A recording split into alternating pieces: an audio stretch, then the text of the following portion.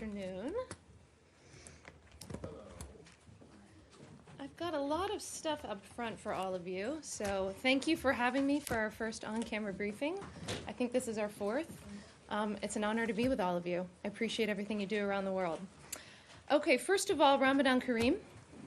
As we look ahead to the end of Ramadan and the Eid holiday, it is important to speak up for the victims of China's massive campaign of repression against Uyghurs and other Muslim ethnic minorities in Xinjiang. The United States is alarmed by the arbitrary and unjust detention of more than 1 million people, widespread reports of torture and cruel, inhumane, or degrading treatment, ever-present high-tech surveillance, and coerced practices contrary to people's faiths. Throughout this campaign, the Chinese government aims to force its own citizens to renounce their ethnic identities and their Islamic faith. The Chinese Communist Party has exhibited extreme hostility to all religious faiths since its founding. But even so, the repression of Chinese Muslims stands out as particularly cruel and inhumane during the holy month. The human rights abuses in Xinjiang must end, and they must end now. We call on the Chinese government to release all Uyghurs and other Muslim minorities arbitrarily detained throughout Xinjiang so that they may return home to celebrate the Eid holiday with their loved ones. Next, moving over to Iran. And we should have some graphics for you on this one. Our maximum pressure campaign on Iran is designed to deny the Iranian regime, the world's foremost state sponsor of terrorism, the means to conduct its destructive foreign policy. Our campaign is working. The campaign is starving Iran's proxies of the funds they rely on to operate on behalf of the regime. For the first time ever, Hezbollah, Iran's top beneficiary, has been forced to publicly appeal for financial support. The Washington Post reported this month that our sanctions have forced Hezbollah to make draconian spending cuts. The images behind me depict Hezbollah's desperate plea for public donations via billboards, posters, and collection cans. Hezbollah's desperation is evident not only on the streets and in grocery stores, but also on the battlefield. Iran is withdrawing Hezbollah fighters from Syria and cutting or canceling their salaries. A fighter with Iranian-backed militia in Syria told the New York Times in March, "The golden days are gone and will never return." Hezbollah isn't the only Iranian-supported force feeling the pinch of our sanctions. Hamas has enacted what it calls an austerity plan to deal with the lack of funds from Iran. The IRGC has told Iraq's Shia militia groups that their bankroll will dwindle and they must find new sources of revenue. The Assad regime now faces a fuel shortage crisis, having been cut off from the 1 to 3 million barrels per month since once supplied by Iran. And the IRGC Cyber Command is short on cash. We will continue to apply maximum pressure on the Iranian regime to deny it the means to conduct its destructive foreign policy and compel the regime to negotiate a comprehensive new deal that addresses the full scope of its malign behavior. Now on to some better news. I would like to take a moment to congratulate 2 of the journalists who received Pulitzer Prizes yesterday in New York. Wallon and Jia Su'u for their investigative reporting that uncovered evidence of extrajudicial killings of the Rohingya by soldiers in Burma. We were pleased that they could do so in person, having been recently released from prison after more than 500 days. The United States continues to call on the Burmese authorities to drop charges against journalists and others for simply exercising their human rights, including freedom of expression. Freedom of expression is essential to any democracy. In Burma and around the world, the United States advocates for an end to violence against journalists and for the release of journalists imprisoned for their work. Finally, one more, some breaking news here. We welcome the news that Serkan Golgay has been released from prison today. We will continue to follow Mr. Golgay's case closely, along with those involving our own locally employed staff at Mission Turkey. We take our obligation to assist U.S. citizens arrested abroad seriously, and we will continue to provide all appropriate consular services to Mr. Golgay, including making sure he can return home as soon as possible. Out of respect for the family, we don't have any additional details to share. Welcome back, Leslie. Thank you. Should we start with you or Matt today? Well, I want to ask you something about the Pulitzers. I guess that answers it. I think the name was Leslie, but I will give it to you, Matt. Okay. Yes, the two reporters were there from Reuters. There was a, but since you're on the subject of Pulitzers and people being able to accept their awards in person, there was one winner who was denied a visa. Yep. Colleague of mine. And what? No words about? No. You have nothing to say about that? Why would why would you laud the two who you allowed in, gave visas to from Burma, but not for someone who won a Pulitzer for for pretty astounding coverage of the war in Yemen? We, visa records, as you know, are confidential under U.S. law, so I'm not going to have any further comment about that case. But we do think in the case of the two journalists that were able to receive their Pulitzers in New York that the work that they did and these prizes are laudable. And I think that that's a positive and happy thing that we can say here from the podium today. Well, be that as it may, not everyone who won was able to attend in person, and the reason that just one person couldn't attend was that you denied them a visa. So I just think that should be pointed out. Secondly, on China, unless you want to go to the Pulitzers. No, go ahead. If you're calling for this to end, it must end now with the Uyghurs, the Muslims, why have you not invoked Magnitsky sanctions, which would really make the case to the Chinese authorities that what they're doing is something that you disagree with? Well, we think that the weight of the words from the Secretary and the weight of the words from this podium have meaning. We, of course, don't preview any sanctions, but I think you've seen over the past few months the Secretary and now me giving a number of public interviews in which we have called out this behavior towards ethnicities and toward other Muslim minorities, in China. And we think that that's appalling behavior, especially as we said, as we get near the end of the holy month of Ramadan. And we continue to call it that behavior. We, of course, have the Human Rights Report that came out in State Department's Human Rights Report that came out on March 13th. And it goes into detail about these human rights records as it relates to these camps. So I think it's quite important that we call this out, both the Secretary and I. And we're not going to preview any sanctions here from this podium, but we're watching these actions incredibly closely. I have not to do with that. Actually, the follow-up on the NASA scientist that was released. Do you believe that this is an indication by Turkey in any way to make good on the relationship, on what has been a tense relationship between the US and Turkey since over this issue? And do you think that it could lead to?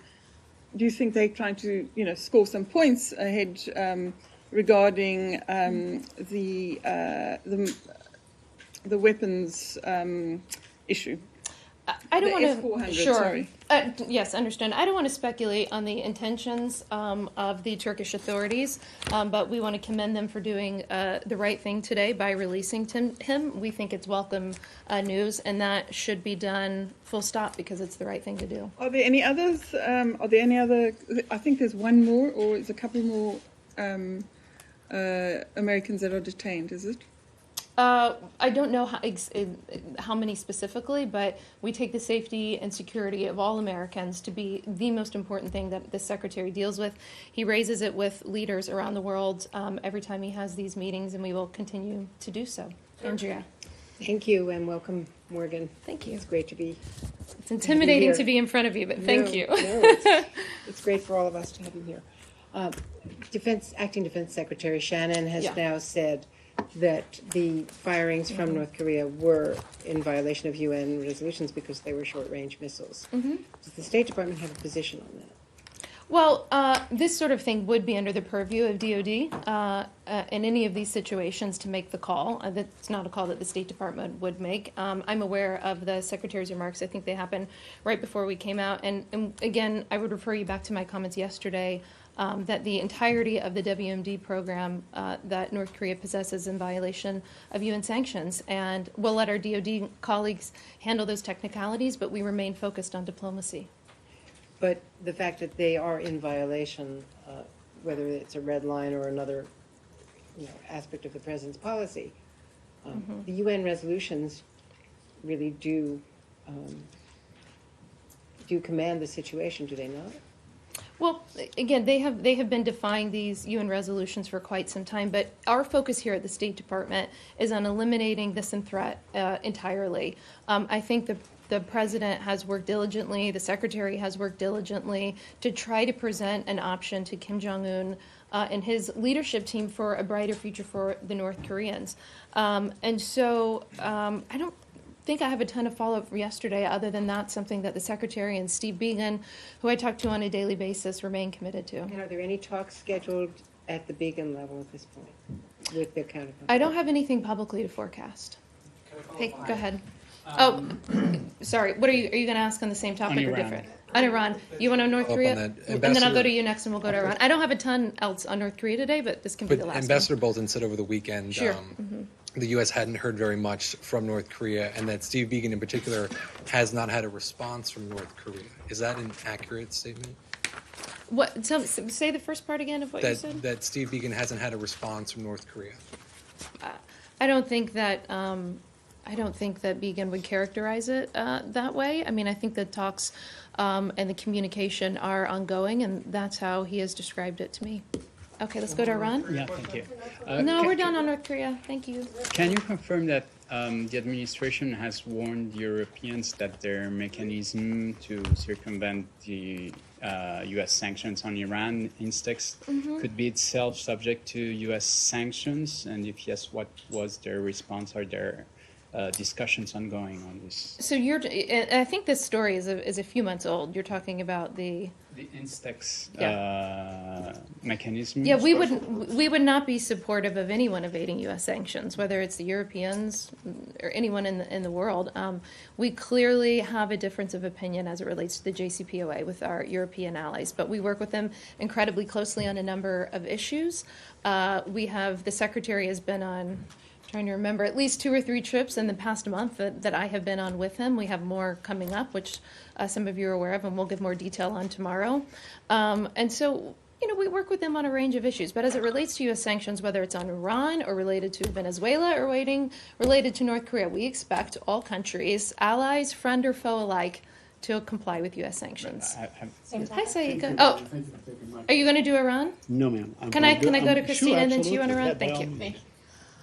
So with the waivers, we've talked about oil waivers a lot, but we've got this Iraq energy waiver. It was granted a 90-day waiver to keep importing energy from Iran.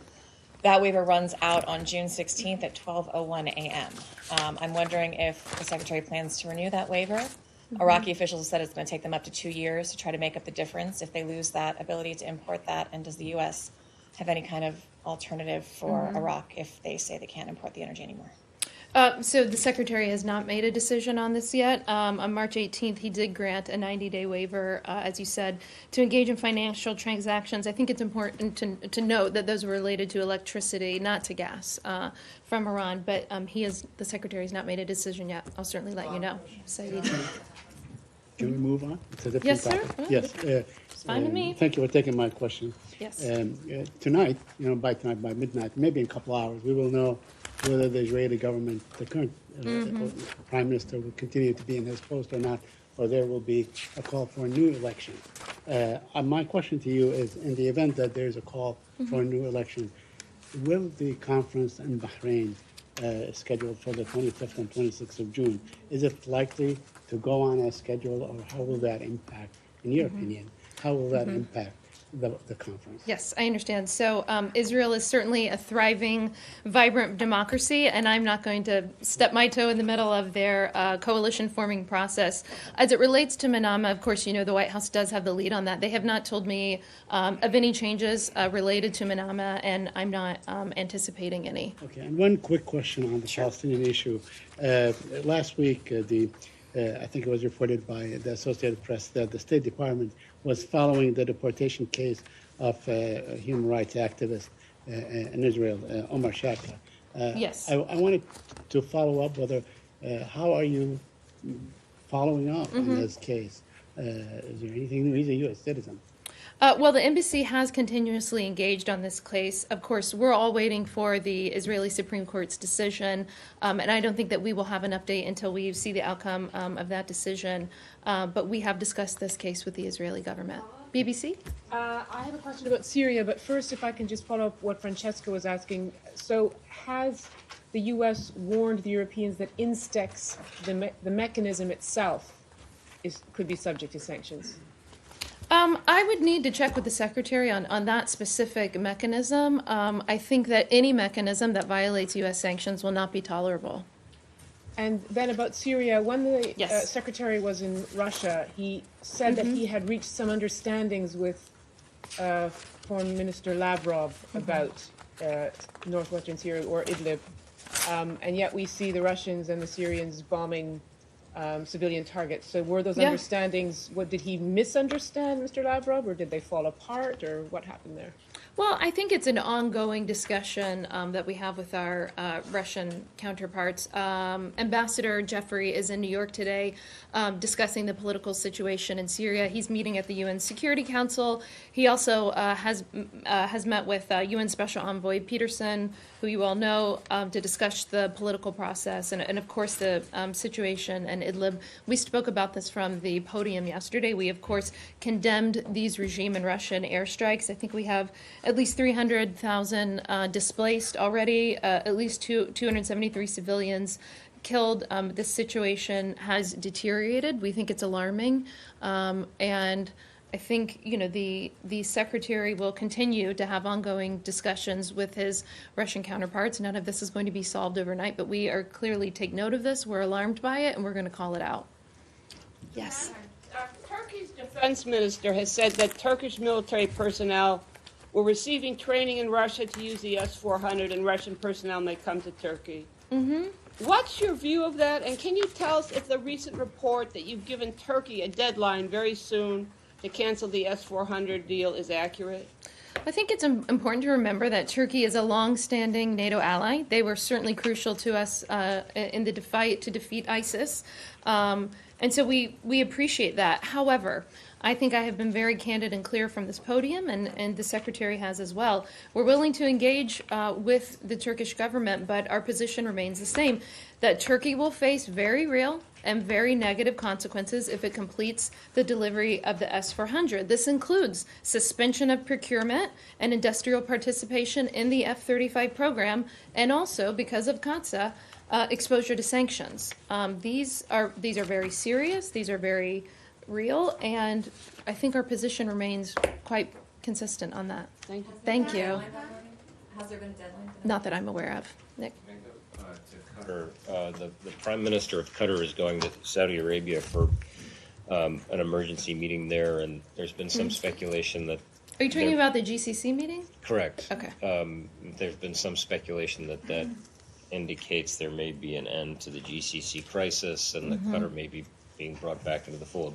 Does the State Department have any insight into whether there has in fact been some sort of a breakthrough or progress on this standoff?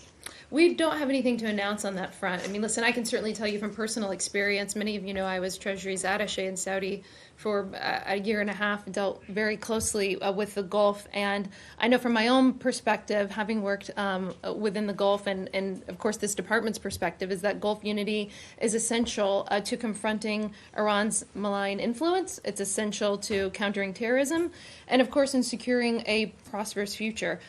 So it's imperative in our view, for the GCC to be united against regional threats and united on a number of issues. And so we are hopeful that there will be good news out of this meeting. Yes, Andrew. Just on that one point. Did we, the Secretary, or anyone in this department play a role in trying to broker this? I don't know the answer. I know he was very actively engaged when it first broke out. Great question. I'll get the answer for you. Courtney. Thank you. Has the department determined that Russia is in violation of the Comprehensive Test Ban Treaty? And has the U.S. contacted the Russians through diplomatic channels to discuss concerns over Russia's purported low-level nuclear testing? I'm aware, and I think what you're referring to is probably the speech or the comments that were given from some NSC officials, or perhaps some DoD officials, excuse me, at the Hudson Institute today. So that was DIA analysis, Defense Intelligence Agency, so I will refer you to them for further comments on theirs. We have said, and I think we see this continue, that Russia routinely disregards its international security and arms obligations. We've talked about this quite extensively as it relates to INF. They've been a material breach of INF.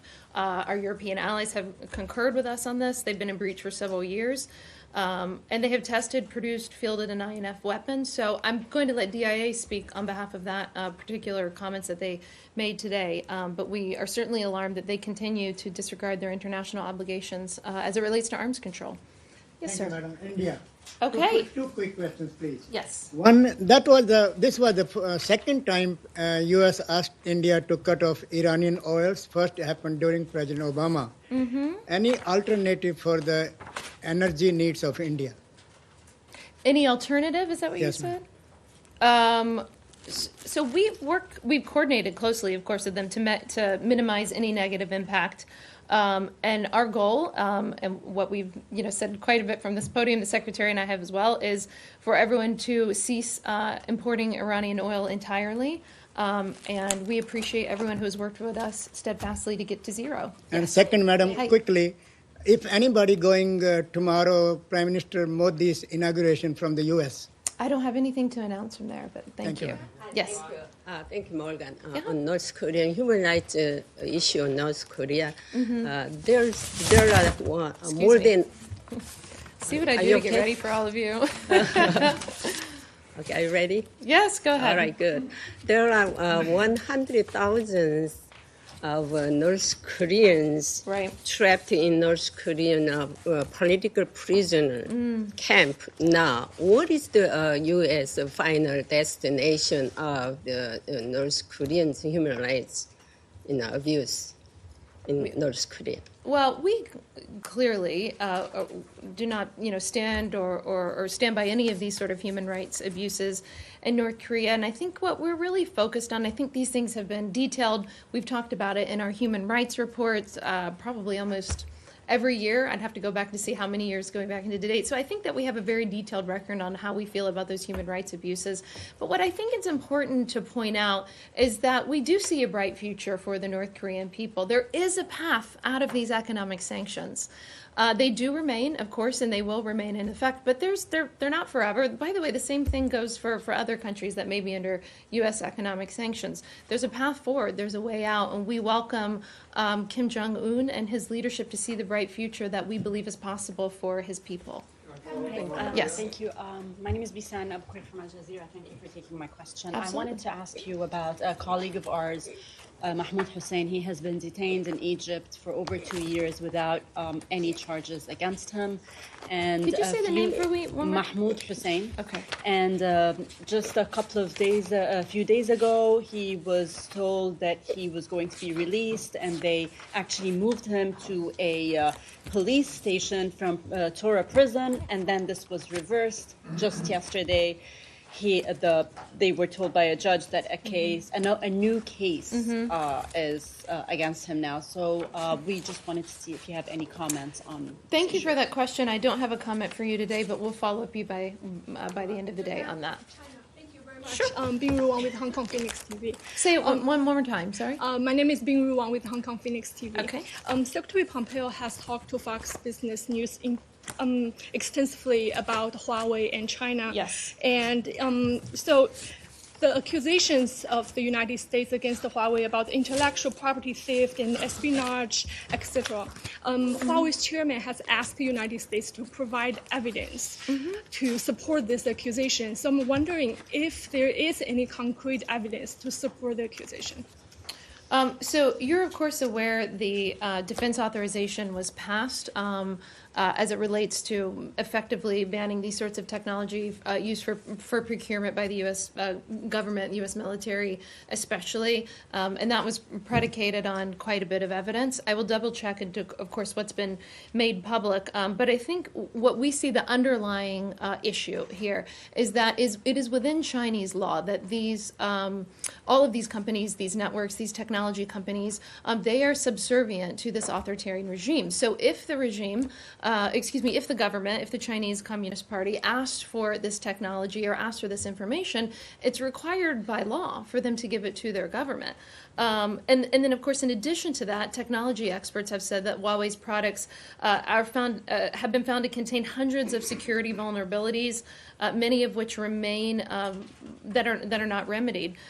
So we think we think countries should think about this as it relates to critical infrastructure. If you think about, everyone is moving to smart cities. I worked on this issue for a while in the private sector, and so when you think about who controls your electricity, who controls the water, all of these things, the 5G network, which can revolutionize the way we do business around the world, the way governments function, the way cities function.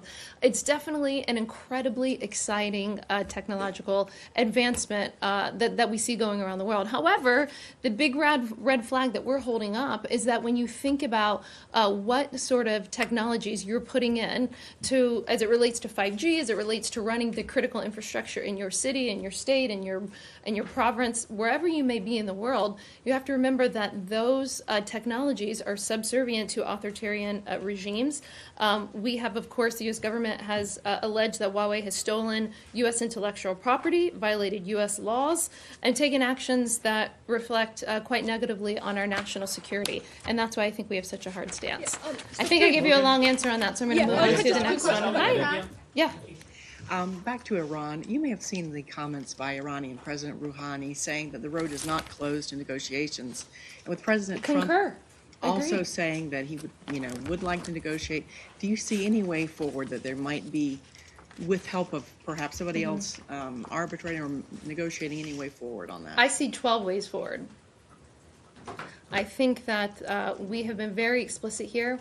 We do not want a war with Iran. We want to de-escalate with Iran. We do not seek any of the things that have been alleged over the past few weeks. In fact, what we seek is to end economic sanctions, to end the maximum pressure campaign. That's where we want to get. We want the Iranian regime to see these 12 things that Secretary Pompeo laid out and to come to the table, to talk to us, to behave like a normal nation. Stop with the assassination plots in Europe. It's intolerable. We will not stand for it. Stop supporting terrorism. Stop malign regional behavior. Stop trying to control Beirut, Damascus, Sana'a. There is a path forward, and we will talk tomorrow if they would like to see the bright future that we believe is there for the Iranian people. Are you willing to talk to them about anything other than the 12 points that the Secretary is? Well, I think that would be a part of a comprehensive discussion that the Secretary would certainly be willing to have. I mean, we think that taking a realistic look at those 12 points, stop being the world's largest state sponsor of terrorism, behave like a normal nation, come into the international fold. We're willing to help you get there. Right, I know, but if you're willing to help them get there, are you willing to talk to them to get to the point where you're able to talk about those things? So what I mean is that, are you willing to discuss confidence building measures, something short of any of the 12 steps, if that's on the road to talks about the 12? I think that the Secretary has made his position very clear that there is a path forward as it relates to these 12 steps. I don't think it's too much to ask for them to stop trying to assassinate people on European soil. I'm not suggesting that it's not too much, Yeah. that it is too much. I'm just wondering if you're willing to question. talk to them about lesser issues of importance to you on the way to those discussions. And then secondly, do they have to be direct talks? Are you willing to begin the process in an indirect through a third party, as you suggest? I don't think there are no plans or discussions of that I'm aware of, and I don't think in indirect talks. I think that there's no discussions or plans again that I'm aware of, and I would say that the Secretary has made it quite clear the mechanism by which he would speak to the Iranians. I think that we've discussed it very overtly. I think all of you are probably tired of hearing me say the same thing, but we keep saying it because we think it's important. Follow up on that. Can we go to somebody who hasn't gone yet? Sorry, go ahead. Thank you. Sure. I'm Kyo Nakamura at Nikkei, Japanese Great. correspondent. Thank you. The Japanese Prime Minister is considering a visit to Iran. Then, do you think that Japan would work as an intermediary to ease the tension between U.S. and Iran? Do you want an intermediary in the first place? And so the question is about the Japanese relationship with Iran? Is that the I mean, Japan is making an effort to ease the tension between U.S. and Iran. Do I you see what you're support saying. this action? So we welcome the efforts by any country, whether it's Japan, whether it's our European allies, to help de-escalate the situation. We encourage all of our allies, including Japan, to remind Iran that we do not want to see them get a nuclear weapon, that we do not want to see them fomenting terrorism and paying for terrorism around the world. And so if the Japanese would like to reiterate that message on our behalf, we certainly welcome it. Morgan, can I just ask you quickly? Sure. These 12 steps, are they an ultimatum or are they an opening position to start talks? Precondition to any talk or?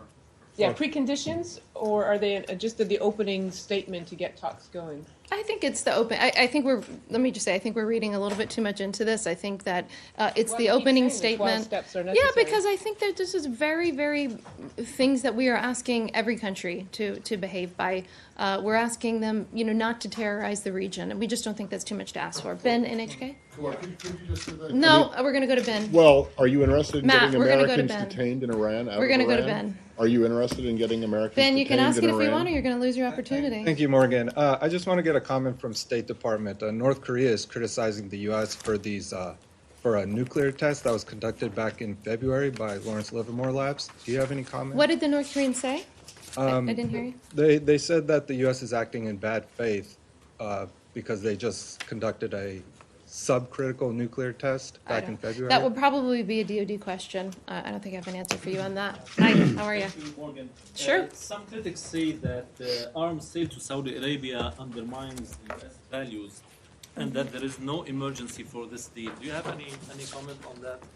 Well, I believe that you are referring to the arms sales that were to the United Arab Emirates, Jordan, and Saudi that we Correct. announced on Friday. And the question, do I have a comment about it? Yeah, because some critics say that the arms sale to Saudi Arabia undermines U.S. values.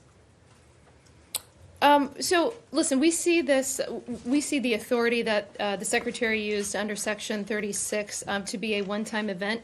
We'll continue to, of course, work with Congress on these, but we, due to the deteriorating situation that we saw in the region, directly related to Iran, of course, and their regional threats, we thought that we had to take this action because it helps our partners better defend themselves. And given this crucial period that we're in, delaying any of these shipments any longer, they've been delayed, I believe, for about a year and a half. It could cause degraded systems, lack of necessary parts and maintenance concerns, and we certainly can't have our allies in that position whenever we're under heightened threat from the Iranian regime. One more in the back. What's your name? Oh, yes. Hi, nice to see you. You ended up in the back this time. Yeah, I had live before. Oh. Okay, the 12 demands, the 12 conditions that. Oh, God, we're still on that. Okay. Yeah, that you are asking the Iranians. If they say now, we are ready to debate, we are ready to discuss these 12 conditions, are these 12 conditions debatable? Are you ready to discuss these 12 conditions? Question for you, back at you. Have you met Mike Pompeo? Yes. Do you think these 12 are debatable? No, I don't think. Thanks, But I'm guys. asking I'll see you tomorrow. You can answer the question if the administration wants Americans detained in Iran out of Iran.